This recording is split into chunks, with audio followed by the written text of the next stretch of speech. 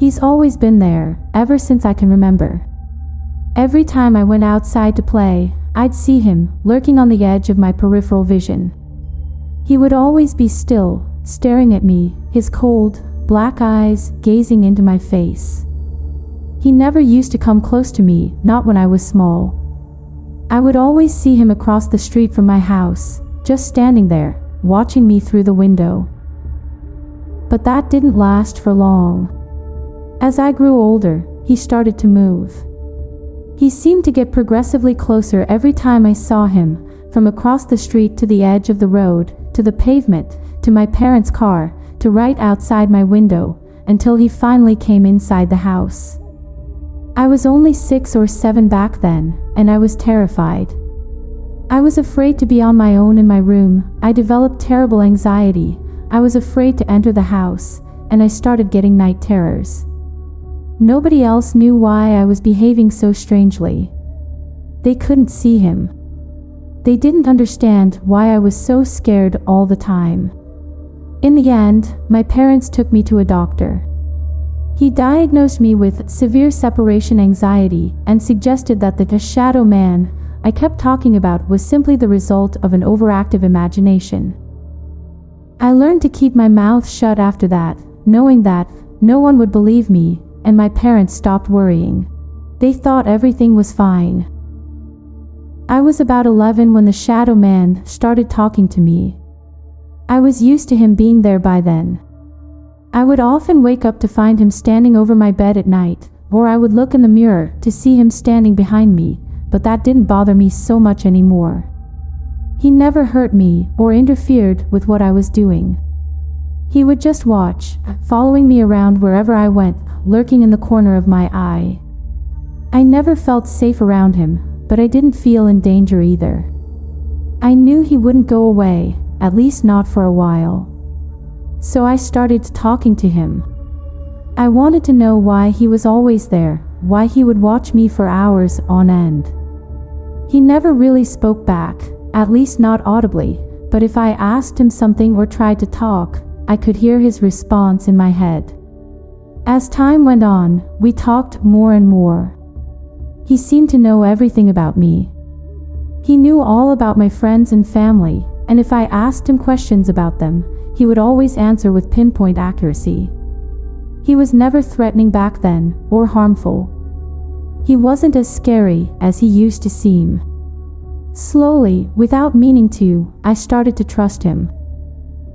I was maybe 15 when he started asking for favors.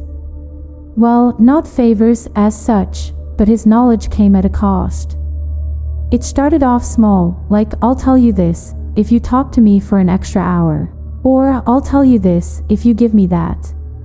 Gradually, the stakes would increase.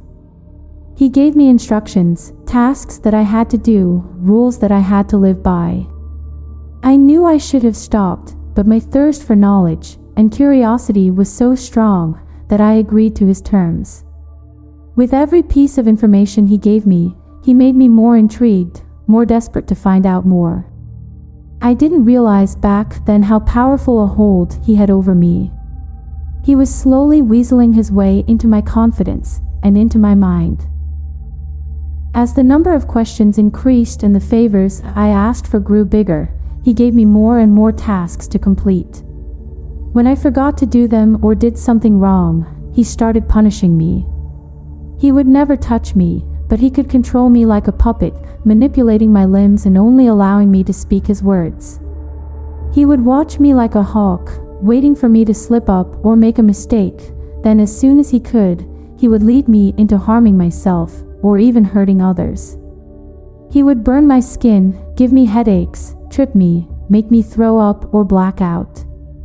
He had endless ways of causing me pain, but no matter how much he hurt me, I would inevitably mess up or ask for something or forget to complete a task. I became more withdrawn and sullen, hiding away in my room as much as possible. My grades were slipping and I found it difficult to communicate with others. I kept getting into trouble. My parents thought it was just teenage mood swings and did their best to help, but I kept getting worse. No one knew what to do. It got to the point where I was scared to do anything for fear that I'd mess up. He was getting more powerful, his demands increasing every day. I didn't ask for anything from him. I didn't want my debts to increase. I always had so much to do for him. When I tried to get him to stop, he would harm me mentally as well as physically. He tortured me with night terrors and anxiety and suicidal thoughts every moment of the day, up until I broke down and agreed to whatever he wanted me to do. He controlled every aspect of my life. Nobody really knew how bad it was. He made me stop talking to friends, scare my family away, even physically attack people who tried to help. I was completely isolated. He hated it when people tried to come close to me. He wanted me all to himself. I couldn't get away. I had no control over my life anymore.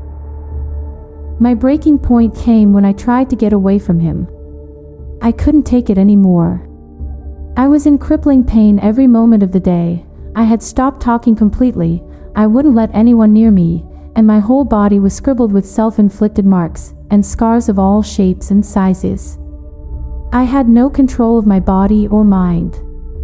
I had lost all hope of being able to live a normal life. I knew there was no recovering from this. I started refusing his orders. His punishments got even worse than they'd ever been before. I started hallucinating, unable to even control what I saw.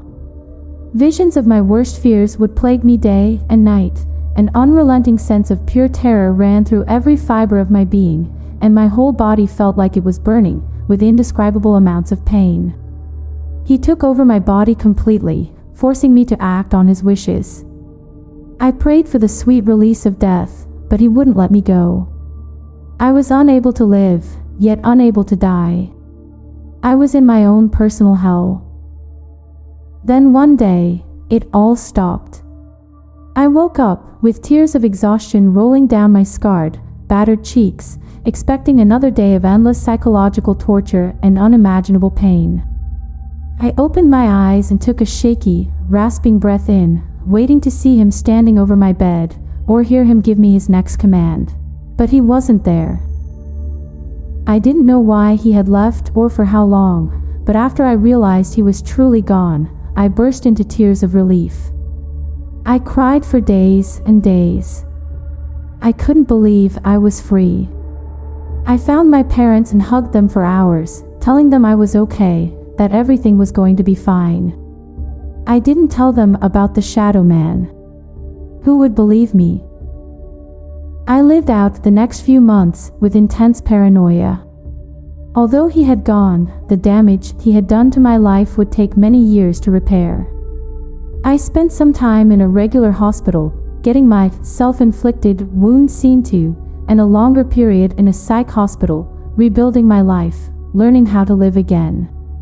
I made friends, went back to school, went to university, got a job. Almost no one in my life knows what happened to me when I was younger, and hopefully they never will. That was over a decade ago now. I have a steady, well-paid job, a nice house, a group of great friends, and most importantly, a husband and a young daughter. All of us are happy and leading normal lives. I love my life, and I love my family. I knew everything was going to be okay. Until my daughter came up to me, slipped her hand in mine, and asked, "Mummy, who's that shadow man?"